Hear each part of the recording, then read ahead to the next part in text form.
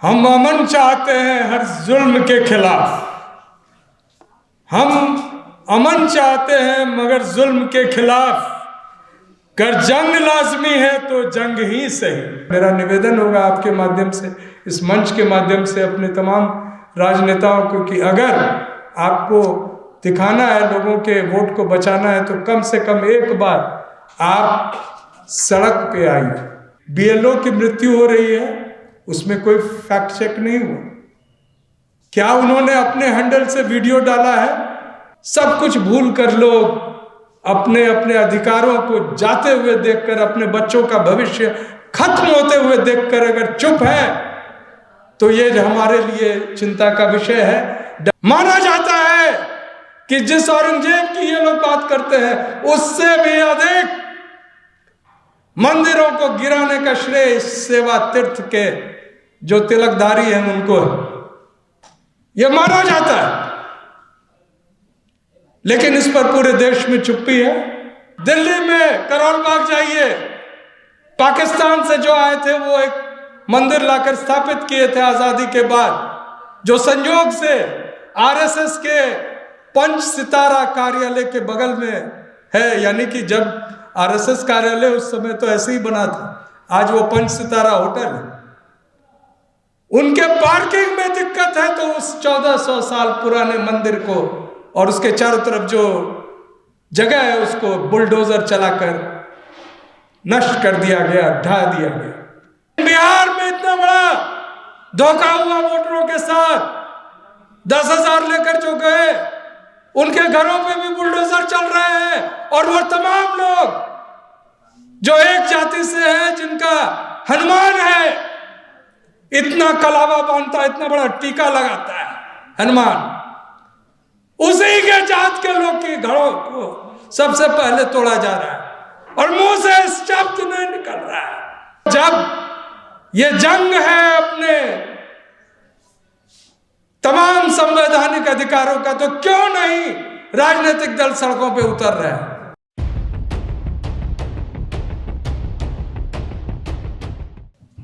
जय महात्मा फूले, जय साहू जी महाराज, जय भीम, जय पेरियार, जय मंडल। हम अमन चाहते हैं हर जुल्म के खिलाफ। हम अमन चाहते हैं मगर जुल्म के खिलाफ। कर जंग लाजमी है तो जंग ही सही। आज कई संगठनों के तरफ से बहुत ही प्रभावशाली ढंग से प्रत्येक लोकसभा के सत्र के दौरान, और खास तौर से वी द पीपल के जो हमारे साथी हैं, वो बिना किसी तरह के मदद के ये आयोजन करते हैं। इसका उद्देश्य ये है कि जो लोगों की आवाज है वो संसद में भी गूंजे। हमारे साथी हैं जो हर काम छोड़कर इस पर भी लगे रहते हैं कि देश, संविधान और लोकतंत्र की रक्षा की जाए। मैं ये नहीं कह रहा हूं कि हमारे राजनेता ये नहीं चाहते। हमारे राजनेता भी शायद ये चाहते हो, लेकिन लोकसभा में अगर स्थिति देखें तो बामुश्किल भारतीय जनता पार्टी जो मांग कर रही थी 400 पार, जिससे यह संविधान को बदल दिया जाए, उन्होंने बामुश्किल अपनी सरकार बनाई। दो तरह के बैसाखी के सहारे, एक बिहार के नीतीश कुमार और आंध्र प्रदेश से चंद्रबाबू नायडू के सहारे। लेकिन यह सरकार किस तरह से काम कर रही है आप देख रहे हैं कि लगातार जो भारतीय जनता पार्टी का जो उद्देश्य था, बाबा साहब के संविधान को समाप्त करके मनुस्मृति के आधार पर हिंदू राष्ट्र बनाना, उसमें वो लगे हुए हैं और उनको शायद कोई चुनौती नहीं मिल रही। ये चिंता का विषय, और ये चिंता का विषय सिर्फ राजनेताओं को नहीं है, तमाम सामाजिक कार्यकर्ताओं का भी है, इसलिए कि जो कॉलेजों में हाल है, जो विश्वविद्यालय में है, जो देश के संविधान और न्यायालय में है, उससे आम लोग रोज प्रभावित हो रहे हैं। मैं बिहार का उदाहरण दूंगा। बिहार में चुनाव हुए और पूरे दावे के साथ भारतीय जनता पार्टी ने वोट चोरी करके और संविधान को दरकिनार करके चुनाव जीत लिया। कैसे जी संविधान को दरकिनार किया? चुनाव में नियम है, एक आचार संहिता होता है। उस आचार संहिता के समय 10,000 रुपए प्रत्येक जीविका दीदी के माध्यम से पूरे राज्य के 1,25,00,000 महिलाओं तक पहुंचाने का काम किया गया। चुनाव के बीच मैं याद दिला दूं कि जयललिता ने बहुत पहले 2004 में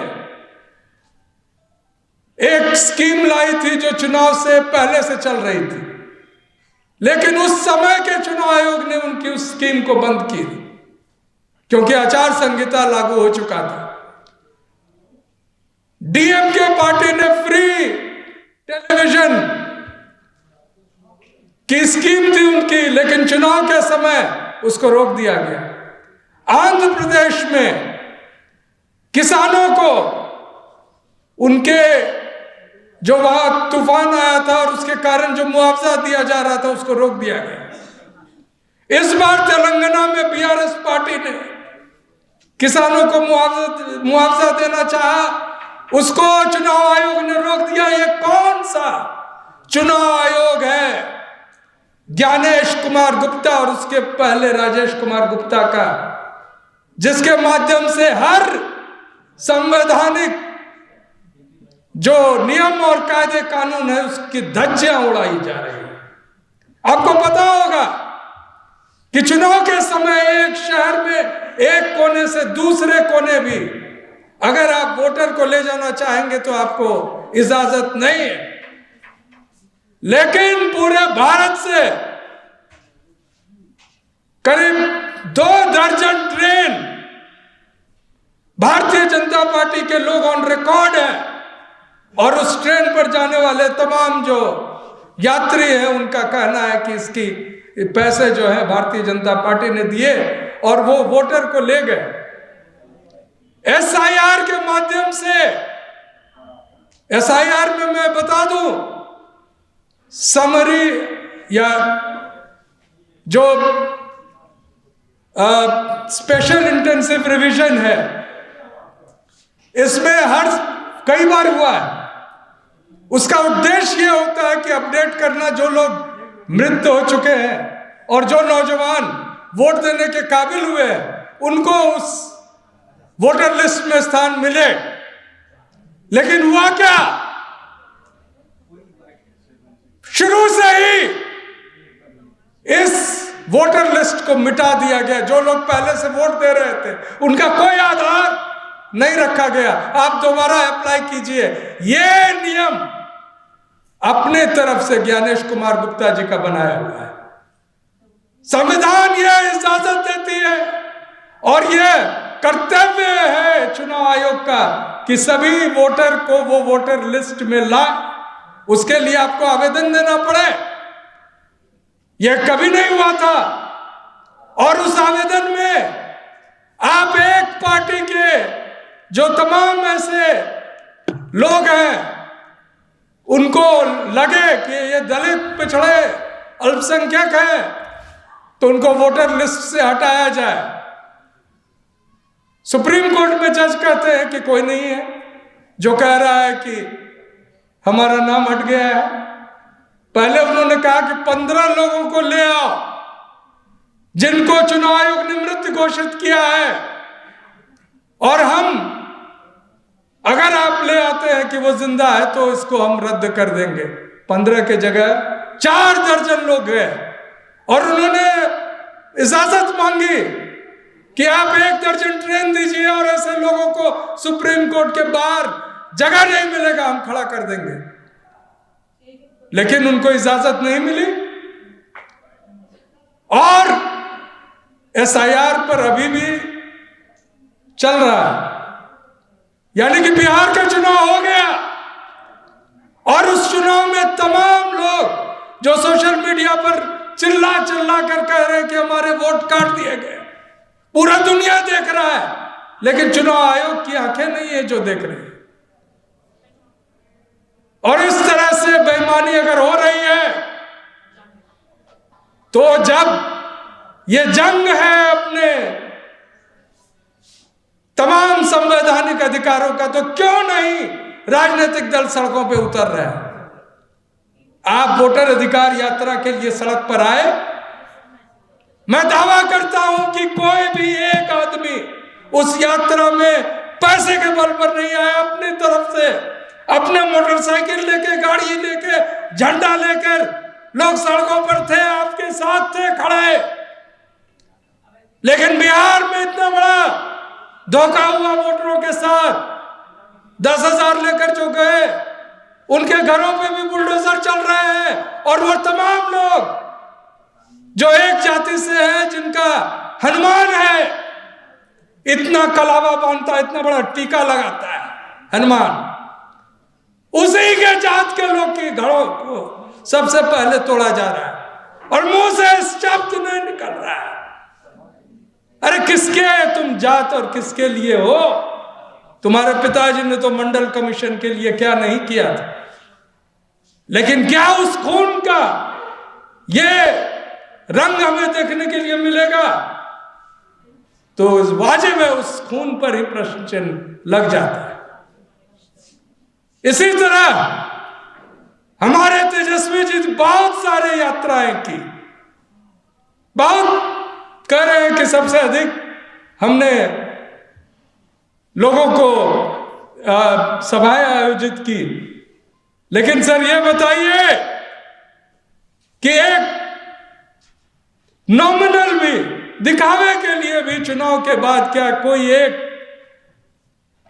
विरोध हुआ? औपचारिकता भी एक धरने के रूप में भी सर। तो जो लोग दावा कर रहे हैं और चैनलों पर चिल्ला रहे हैं कि तुम हार गए और संसद में आकर ये कह रहे हैं, जिनका नाम जेफरी एप्स्टीन के मेल में ऑन बोर्ड है, और जेफरी एप्स्टीन के बारे में एक लाइन बता दूं, कई दर्शक शायद नहीं जानते। वो इस दुनिया के सबसे बड़े ऐसे व्यक्ति थे जो नाबालिग लड़कियों के तस्करी, यौन शोषण, ड्रग्स वगैरह के बड़े माफिया थे। टापू था उनका। उनके जो लिस्ट में बड़े लोग सब थे, भारत से 2 लोगों का नाम आया। 2019 में उन्हें गिरफ्तार किया गया था। जेल में संदिग्ध हालत में उनकी मृत्यु हो गई। वहां के अधिकारियों ने कहा कि वो फांसी लगा लिए, सुसाइड कर लिए, एक सुसाइड नोट भी दिखा दिया। लेकिन ये तो हम लोग फिल्मों में देखते रहते हैं। भारत में ये फिल्मों में लगातार हम देखते हैं कि कैसे जेल में ही निपटा दिया जाता है। खैर, उनके मेल में भारत में हरदीप पुरी मंत्री है, उनका नाम है, और जो आज हिंदू राष्ट्र घोषित करने के दिशा में एक कदम उठा चुके हैं। अपने दफ्तर का नाम सेवा तीर्थ रखा है, उस झासाराम का भी नाम है। तो आप अंतर्राष्ट्रीय रूप से और इस देश में तमाम कानून तोड़कर, नैतिकता को ताक पर रखकर, और दिल्ली में करोल बाग जाइए, पाकिस्तान से जो आए थे वो एक मंदिर लाकर स्थापित किए थे आजादी के बाद, जो संयोग से आरएसएस के पंच सितारा कार्यालय के बगल में है। यानी कि जब आरएसएस कार्यालय उस समय तो ऐसे ही बना था, आज वो पंच सितारा होटल है। उनके पार्किंग में दिक्कत है तो उस 1400 साल पुराने मंदिर को और उसके चारों तरफ जो जगह है उसको बुलडोजर चलाकर नष्ट कर दिया गया, ढा दिया गया। और ये लोग हिंदू राष्ट्र की बात करते हैं और आज किसी का भावना नहीं आहत हुआ। हमारे मित्र रतनलाल जी बैठे एक ट्वीट कर दिए तो इतना भावना आहत हो गया कि वो बेचारे अदालत के चक्करें काट रहे हैं। लेकिन यहां लोगों का भावना आहत नहीं हुआ। 1400 साल पुराने मंदिर को भी गिराने पर आपकी भावना नहीं आहत। माना जाता है कि जिस औरंगजेब की ये लोग बात करते हैं उससे भी अधिक मंदिरों को गिराने का श्रेय सेवा तीर्थ के जो तिलकधारी हैं उनको है। यह माना जाता है, लेकिन इस पर पूरे देश में चुप्पी है। और आपकी जासूसी करने के लिए जो आदमी, आपको शायद पता हो कि जब वो मुख्यमंत्री थे गुजरात के,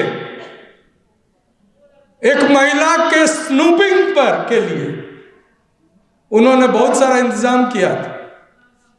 एक आईएएस अफसर थे प्रदीप शर्मा, सुप्रीम कोर्ट में हलफनामा देकर उन्होंने सारी बातें कही थी। और उस समय यूपीए सरकार के समक्ष ये बात आई थी तो 2013 में। आज वो आप पर स्नूपिंग करने के लिए क्या लाए हैं? संचार साथी। सभी ऐप टेलीफोन में उसको लाना है। हालांकि एक अंतरराष्ट्रीय बड़ी कंपनी एप्पल ने मना कर दिया। और किस वजह से मना किया? लोगों के प्राइवेसी खतरे में है, इसलिए जिसका शोर और जिसके विपरीत संचार मंत्री सदन में बोल रहे हैं, उस आधार पर एप्पल कंपनी ने मना कर दिया कि हम नहीं आपके इस ऐप को डालेंगे, क्योंकि उस ऐप को हटाने के बाद भी उसकी जो कार्य है वो होती रहती है, जैसे पेगासस में था। तो ऐसी परिस्थिति में जब तमाम विश्वविद्यालय में सिलेबस खत्म किए जा रहे हैं, शिक्षा को मैं चूंकि कॉलेज में पढ़ाता हूं, मैं आपसे शेयर करना चाहता हूं आपके माध्यम से तमाम जो देश में CUET के माध्यम से बच्चों को एडमिशन कराते हैं सेंट्रल यूनिवर्सिटीज।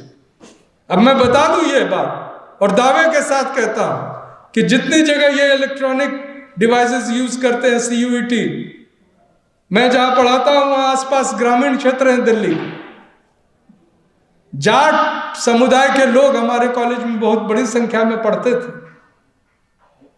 और जब से CUET आई है, एक भी व्यक्ति उस समुदाय का हमारे कॉलेज में नहीं है, एक भी नहीं, मेरे क्लास में नहीं है। और ये नाम जिनका लेते हैं आप तो जानते ही हैं, मैं तो नाम लेना भी पसंद नहीं करता। तो सब कुछ भूल कर लोग अपने अपने अधिकारों को जाते हुए देखकर, अपने बच्चों का भविष्य खत्म होते हुए देखकर अगर चुप है तो ये हमारे लिए चिंता का विषय है। WTP जो वी द पीपल और तमाम संगठनें जो जिस वजह से आप लोगों को आमंत्रित कर रही है वो वजह सार्थक है। हमने तमाम सांसदों को भी आमंत्रित किया है, लेकिन सांसद जो होते हैं वो लोगों से रूबरू होने में उनको शायद दिक्कत आती है, क्योंकि वो भी उसी शैली में आ चुके हैं जिस शैली में इस देश के सेवा तीर्थ के जो मालिक हैं वहां पर बैठे वो उसको ला रहे हैं। आखिरी में मैं ये आपको इस बात को आपके साथ साझा करते हुए अपनी बात समाप्त करूंगा कि किस तरह से संविधान और चुनाव खतरे में है, क्योंकि EVM का जिक्र हुआ है यहाँ। बहुत दिलचस्प है, इसमें जो 3 पॉइंट्स आज हैं, जब 1990 में मंडल कमीशन लागू हुआ और उसके तुरंत उसकी प्रतिक्रिया में 3 कदम ब्राह्मणवादी ताकतों ने उठाई, वो यही 3 कदम थे।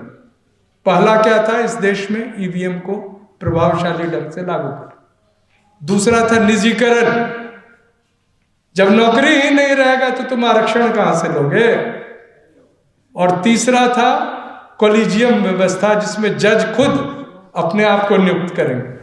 सरकार का रोल और संसद का रोल जीरो हो जाए। हालांकि अभी उसी के कारण थोड़ा बहुत बचा हुआ है, क्योंकि इस घिनौनी सरकार का उसमें हस्तक्षेप रहता है, तो जो भी बचे हुए जज हैं वो भी उसी परंपरा के रहते जिस हिंदू राष्ट्र और मनुस्मृति को ये लोग संविधान बनाना चाहते हैं, जिसके लिए जज कहता है कोर्ट में ऐसे ऐसे बातें करता है। और सबसे दिलचस्प थी कि जिस जज ने एससी के लिए क्रीमी लेयर की बात कही, उनको उन पर जूता फेंका गया। हम लोगों ने विरोध किया था, लेकिन अब लगता है कि वो विरोध पता नहीं सार्थक था कि नहीं, क्योंकि वो कह रहे हैं अब कि हमने माफ कर दिया। लेकिन चलिए, हम तो जानते थे कि महात्मा गांधी की मृत्यु के बाद उनके हत्यारे को भी उनके परिवार के लोगों ने कहा कि हम माफ कर दिए, लेकिन स्टेट अपना कार्य किया। गिरफ्तारी हुई, ट्रायल हुआ, सजाए मौत मिली। यहां स्टेट तो चुप है। और अगर उस समुदाय का, जिसको आज हिंदू कहते हैं, अब उसके डेफिनेशन में मैं अधिक नहीं जाऊंगा, हिंदू मतलब आज होता है ब्राह्मण, तो उस समुदाय का अगर कोई चीफ जस्टिस होता और जूता को चला देते, खासतौर से अगर वो दलित पिछड़ा अल्पसंख्यक होता, 7 जन्मों तक भी उसको जेल से बाहर निकलने का मौका नहीं मिलता। जिस तरह से हमारे कुछ साथी जेएनयू के 5-6 साल हो गया बिना ट्रायल जेलों में है और उनकी बातों को सुनने वाला कोई नहीं है। और हमारे तमाम न्यायाधीश रिटायर होने के बाद इंटरव्यू देते हैं कि हमने तो कहा था कि आ जाओ, और किसको दिया था? ऐसे जज को जिसे पहले से लोगों को पता था कि क्या उनकी प्रतिक्रिया होगी। मैं सिर्फ ये निवेदन करके आपके सामने और आपके माध्यम से देश के तमाम संविधान सम्मत लोग जो हैं, जो इस देश में दलित, पिछड़े, अल्पसंख्यक महिलाओं के लिए संघर्ष करते हैं। महिलाओं को इसलिए मैं जोड़ा हूं कि एसआईआर में जो इस बार हुआ है उसमें एक खास बात सुन लीजिए। महिलाओं की संख्या प्रति 1000 पुरुष वोटर बिहार में लगभग 900 थी, और एसआईआर होने के बाद वो घट के 25 घट गई, यानी प्रत्येक 1000 में 25 महिलाएं कम हो गई। इसका क्या मतलब हुआ? जबकि जनसंख्या का तो ये लोग नहीं कर रहे हैं, आपको पता है कि सेंसस को रोका हुआ है इन्होंने, लेकिन पॉपुलेशन प्रोजेक्शन होता है कई संस्थाओं के द्वारा कि अगर आज ये जनसंख्या है तो कल जाके क्या जनसंख्या होगी। उस पॉपुलेशन प्रोजेक्शन के हिसाब से बिहार की टोटल वोटर लिस्ट जो थी उसमें 8 करोड़ से ऊपर होना चाहिए, लेकिन कितना हुआ? 7.42 करोड़, जिसमें महिलाओं की संख्या कम हुई। और चुनाव होते होते चुनाव आयोग ने कहा कि 7.45 करोड़ ने वोट दिया।